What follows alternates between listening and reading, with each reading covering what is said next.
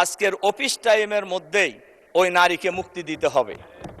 এবং এইভাবে আলটিমেটাম সংসদে বসে বাইরের রাজপথে যেটা দেওয়া যায় সংসদে এটা দেওয়া তো সম্ভব নয়।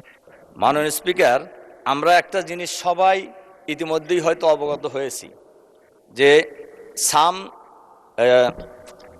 নাদিম নামে এক ব্যক্তি ফেসবুকে সরকারের কিছু পরামর্শও দিয়েছে, সমালোচনাও করেছে। সেই সমালোচনা বিএনপি জামাত উভয়কেই করেছে এবং তার এই ফেসবুকের স্ট্যাটাসের দিয়েছে, কি বলে, শেয়ার দিয়েছে একজন সাউদা সুমি নামে এক নারী।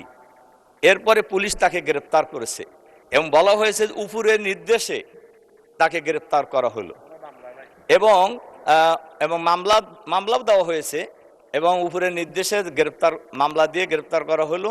আমার প্রশ্ন হলো,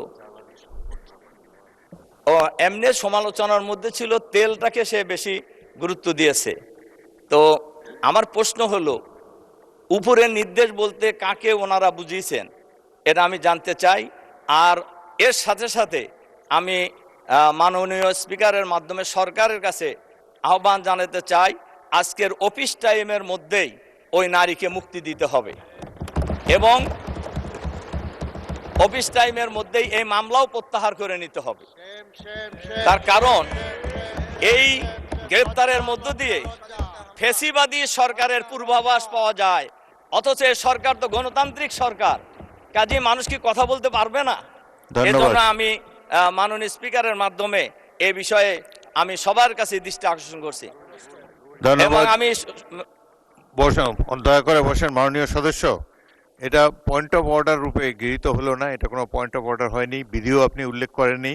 তবুও যেহেতু আপনি বিষয়টি বলেছেন, আমাকে বিরোধী দলীয় নেতা এই বিষয়ে আমার সাথে যোগাযোগ করেছেন, এই সমস্যাটি সমাধান করার জন্য চেষ্টা করেছি। এইভাবে আলটিমেটাম সংসদে বসে বাইরের রাজপথে যেটা দেওয়া যায় সংসদে এটা দেওয়া তো সম্ভব নয় এবং বিধি অনুসারে আপনি প্রয়োজন হলে প্রস্তাব আকারে নিয়ে আসবেন।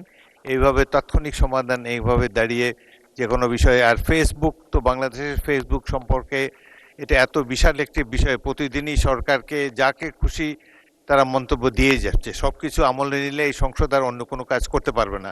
তবুও মাননীয় বিরোধী দলের নেতা আমাকে বিষয়টি জানিয়েছেন, আমরা বিষয়টি খেয়াল করছি, এ ব্যাপারে আমরা প্রয়োজনীয় ব্যবস্থা গ্রহণ করার উদ্যোগ গ্রহণ করব। ধন্যবাদ। বসুন।